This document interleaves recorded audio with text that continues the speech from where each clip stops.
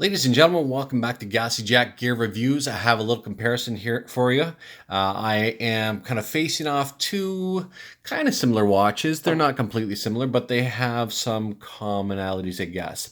On the left-hand side, we have the SARB033, and on the right, we have the SARB017 Alpinist. And these two watches, I don't think are complete head-to-head, like I said, but they are similar. And I'm going to go through some similarities and some differences for those of you who are kind of either on the fence about one or have one of them and are looking at the other. This might be a useful sort of video for you. So enjoy. I'm going to start with the left-hand side here, and I'm just going to go over one aspect and then turn it over to the other watch. But I'm going to first First, I'm going to put them head-to-head just because you can see the size comparisons. And this is interesting because I don't know whether it picks it up. Let me get them side by side here and pay attention to my on-camera work. Side by side, they are only 1 millimeter difference in case diameter.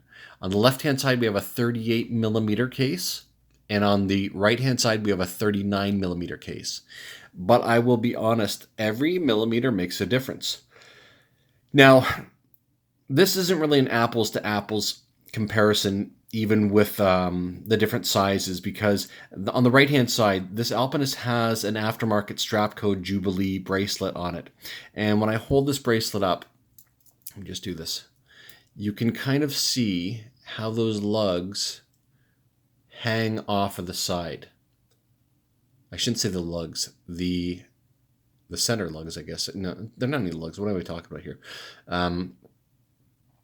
Whatever this piece would be called. My mind isn't working for me right now, but you can see it kind of hangs off the edge here, giving the illusion that it's a much longer lug-to-lug width, and it's not. But with this particular bracelet on the Alpinist, it does. So that's one. Let me get rid of some smudges here. I used to wear, oh, there goes the neighborhood. This is a very technical studio, mind you. You know, I have many people working for me and such. Yeah. Anyway, back to the comparison here. Let's look at the sort of functions, the complications, if you will. We have the seconds, we have the minutes, we have the hours, we have a date function at the 3 o'clock on both. On the Alpinist, let me just, a little eyelash on there.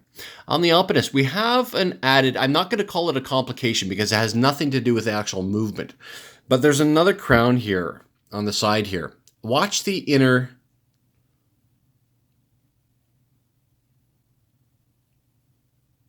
chapter, or the outer chapter ring, I guess. It moves, and you can see it has south, north, southwest, northwest on it. Basically, this is a rudimentary compass, and you can use this during the day. What you do is you point the hours, so say it was 6 o'clock in the morning, it's actually 6 something in the evening, but I would point the hours towards, say, the sun. Okay? And then I would align basically between the hours and noon. So it would be almost 3 o'clock. It would be just after 3 o'clock. 3:30 actually. I would align, actually, sorry, that's the wrong one. I would align it with due south. So due south, I would put at about the 3:30 mark. And that would be, if I'm standing here, that would align me with all the different directions. So that's north over there and such. If you point the hour at the sun, and halfway between the hour and noon is due south. That makes sense? So I would never ask anyone, I would never suggest that anyone use this as their only source of a compass if you're out in the wilderness. Use a proper declinated compass. Anyway, I digress. The dials. You can see the dial on the SARB033. I'm just going to call this one the SARB and this one the Alpinist from now on, okay? So on the SARB, let me see. You can see, there we go. You can see it there. it isn't black. From out a foot away, it looks black, but it's not. It's a very, very dark brown. You can see it there. Make no mistake, it is not black. It's very, very dark brown, like a coffee bean brown, but it appears black. So for all intents and purposes, I guess it is black, but up close, it does not look black.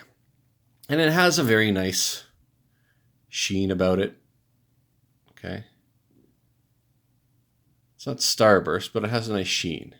If you look at the Alpinist, it is it's like a brilliant emerald green. It's a really nice dial. Now, green dials. Chime in. What do you think of green dials? And I said in another full review that I have on this watch, this makes or breaks the watch. You're either going to love this or you're going to hate it. If people hate this watch, it's got to be because of the green dial, because there is no other reason to hate this watch. It's actually a really, really nice watch. And I have to say, if you have this watch and you're thinking about going for this Jubilee from Strapcode, don't hesitate. And you can get them with different clasps. I went with this particular clasp. Got the double deployment. It's got a nice lockup on it, I have to say, and it's nice and thick, and it doesn't have, can't really see it, but it really doesn't have a lot of movement. It's new, but it doesn't have a lot of movement. Crowns are both at 3 o'clock. The Alpinist has a crown guard, whereas the SARB does not. They both have the same movements, okay? So the 6R15, you see this in some mid-tier Seikos. I have this in, obviously, the Alpinist. This SARB is actually not mine. This is a friend of mine's that I borrowed for the review. I have the 6R15 in my Seiko Sumo. I have it in my cocktail, the SDGM 003. I think this kind of runs with a mid-tier ETA movement that you would find in many Hamiltons. I don't think it's as good as that mid-tier, and I forget the nomenclature for that. I apologize. Anyone can chime in. I have it in my whatever the one in the Hamilton Interstellar. I have that in my Interstellar. I do think that that's a slightly better, or I shouldn't say slightly better, slightly more accurate movement. They claim something like plus or minus 15 seconds on these. I get better. I think I get from this one, I'm pretty sure I get like plus or minus, I don't know, around 5 seconds. I think it's plus 5 seconds, 7 seconds, something like that. I haven't put it on the machine. I should take it over to this little watch shop again and get it tested. And I had around the same. I did have my Sumo on the machine, and I think it was getting around plus 7 seconds. So I don't know. Mine are running a bit fast, but they are, they're newer. They don't have a lot of time on them, so I would imagine they'll kind of settle in. Let's look at the indices. This is interesting, and I have a side-by-side comparison on the SARB 033 against my SDGM 003, the cocktail, which is kind of the big brother to this, I think. This one has stick indices, and they're quite nice, you can see. And one of the cool things about these, and people may disagree, but they have a little loom. You can see that, the white edges on the inners. That's actually loom. As well, you do have loom on the seconds and on the minutes and the hours. So I don't consider this a true dress watch, okay? And many wouldn't consider a true dress watch any watch that has a metal bracelet as opposed to a leather strap. That can be changed out. So I'm not going to say it's not a dress watch for that reason. It's just, I think this is a really, really good everyday watch. It's around, I can only respond in Canadian dollars. I think it's around 400, 450 Canadian, somewhere around there. And you get a lot of watch for that money. I mean, it's not $1,000 plus. It's not a $5,000 watch. It's a sub $1,000 watch, and it feels like it, but it definitely, I think it punches above its weight class though. It's a fantastic everyday watch. It's not too big. It's not too small. Anyone can kind of pull off the size, I think. I shouldn't say that. You know what? Let me pop this on my wrist. I have lady wrists, So just a quick shot there. I have a Seiko turtle on my wrist there. So you can see what that Seiko turtle looks like. Okay. Which I think is 44 across. And I'll slap the SARB on right now. And you can kind of see what that looks like. I think I have a good size wrist for that. My wrist is under 7 inches. I think it's like 6 3/4 to 6 7/8, something like that. Okay. So you can see that. I think it actually wears perfectly on my wrist. So sub 7-inch wrists, perfect. Really perfect. It's not too big. It's not too small. It's in that sweet spot, I'm telling you. And it's a 38 mil, like I said. I'm going to put this back. I'll put, I might as well take that opportunity. I'll put the Alpinist on my wrist now, off camera.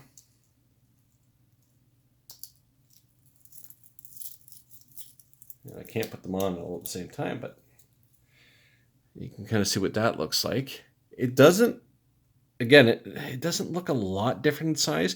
It does have, the false sense of longer lugs because of that Jubilee strap code bracelet. But besides that, they are very similar. It does, millimeter does make a difference in watches. There's no doubt. Everyone knows that. Just dust this thing off before I bring it back on screen here. Make sure that one gets a little dusting. Okay, what else can I say about these? I will go over the bracelets, even though that's an aftermarket bracelet on the Alpinist. So this is a fully brushed bracelet. And people who know about fully brushed bracelets, they do that for a reason. They don't show smudges as much. They don't show little scratches as much.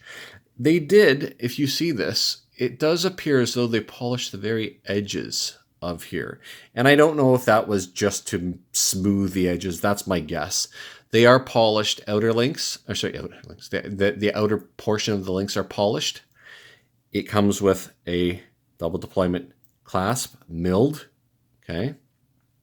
If you saw my SDGM comparison, you would notice that these are not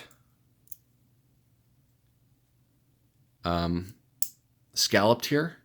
So if you run your finger along, it feels sharp, but you don't notice it when it's on the wrist. But I'm just saying that because the SDGM did have scalloped.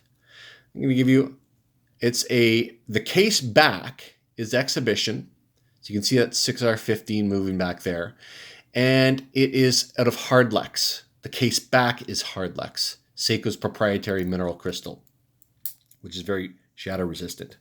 The actual dial crystal is sapphire, as is the Alpinist. So they both come with sapphire crystals. And I'll be honest, when people talk about the price of sapphire crystals and you're not going to get a watch with a sapphire crystal under this price range, you know what? I don't know why, because you can get aftermarket sapphire crystals for like $40 US, 44 US, whatever they are, $60 Canadian. That's an aftermarket manufacturer, and they're getting them from God knows where. And I have them on my other Seikos that, well, for instance, let me dust this puppy off. I have a full review on this turtle, but that turtle has an aftermarket sapphire, okay? It's got an aftermarket ceramic bezel as well. But those things, like sapphire crystals, ceramic bezels, unless you're going for the aluminum bezel look, there's no reason to not put a ceramic bezel and a sapphire crystal in any watch.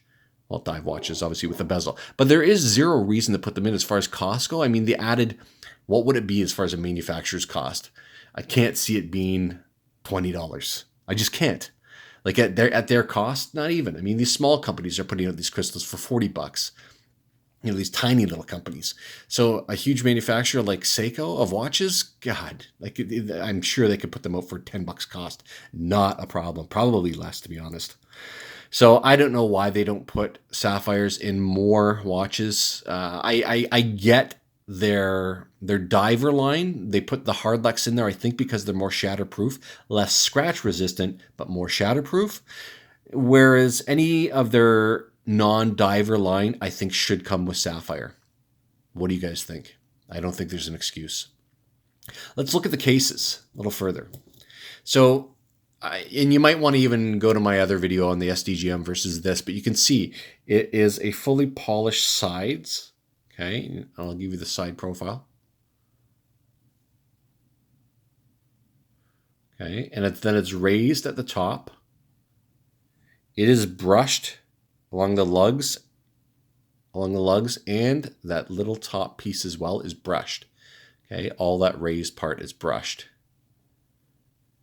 Okay. Whereas in the Alpinist, I said, I'm redoing this video right now because the other one shot sideways and I couldn't fix it for some reason. This one here is kind of between the SARB and the SDGM in that the top is polished all along here, and then only the very top of the lugs is brushed, but the brushing ends right there. And then it goes into polished. You can see where that line is. There's the brushing starts again. But besides that, it's polished all along the sides. Okay. The SDGM has brushing on the sides as well as polish. It's much more detailed. But very, very nice. This one does not have a display case back. Okay, it has a screw down case back. And I think the reason that it is a screw down case back as opposed to, well, this one is screw down, but it has an exhibition case back. The reason I think this is a solid case back on the Alpinist is there is a difference in water resistance. This is 100 meters water resistant. This is 200 meter water resistant, which is incredible for what it is. It's a field watch, but it's an exploration field watch, I guess would be best named. I'm actually going to be climbing Mount Baker in the summer with a good buddy of mine out west in Vancouver, but we're going down to Washington to climb Mount Baker. And I have a feeling I'm going to have this on my wrist because although I thought I was going to get an Explorer, I may still get an Explorer. I bought a Submariner No Date instead, and I have reviews and comparisons on my channel for that one too. But I think, going in the mountains, if I don't have an Explorer, I think I'm going to have to take the Alpinist. If I had the Explorer, you know what I would do? I'd be doing a Schwarzkopf for sure, with the Alpinist and the Explorer 1. That'd be kind of cool. It'd probably piss off a lot of people though, putting a Seiko and a Rolex together, but maybe not. Who knows? What else can I go over with these watches here? Well, I didn't go over the dial on this or the indices. The indices are gold colored metal applied, and it has the Mercedes hands fully loomed as opposed to the Dauphine hands. I love Dauphine hands, but I do love those Mercedes hands as well. They both have the Seiko logo in applied metal. Okay, this one being gold colored, this one being silver colored. You can see that the seconds track is very simple white seconds track on the SARB, where it has the white seconds track, but then it has on the outer, it has the compass. The crowns, a simple crown. Like I said, it's no crown guard, kind of just squared off, does the job. This one here is a little more detailed. It's obviously it sticks out more, but it's not as wide, but it sticks out further. And it also has a very simple stamped S. Okay. No stamping on the compass crown. Like I said, I can't say enough about this bracelet. For whatever it cost, I think it was like $109 or $90, something like that. It is a really substantial bracelet. Again, can't endorse that enough. Besides that, what can I say? Overall impressions. If I had to pick one or the other, quality-wise, I would have to go with the Alpinist. As an everyday watch, I'd give it to the SARB all day long. So if you can only pick one, I think I would go with the SARB 33, only because Not because I think it's a better watch. I think the Alpinist is a better quality watch, a better build, better finishing, everything. But the dial on this also, you can get the SARB in a, what is it, the SARB035, is it? Is that the cream colored dial? I haven't seen that one in person, but it does look really, really nice. I would have gone a little more on the cream side than the white side with that dial, but that's just personal preference. So the SARB, I'm going to hand it over for the best everyday watch in between these two. To the SARB, I'm going to give the Alpinist the overall quality pick. Versatility, like again, versatility as an everyday watch, you have to give it to the SARB. There's no arguing that. But both quality watches, if you have any questions, don't hesitate to put them in the comment section. This has been another Gassy Jack gear review. Happy to have you folks here. If you have any questions, or if you see a watch in my channel that you want on a head-to-head, I'll try to make it happen for you. So just put it in the comment section. I'd be glad to do something for you. Take care, guys. Bye-bye.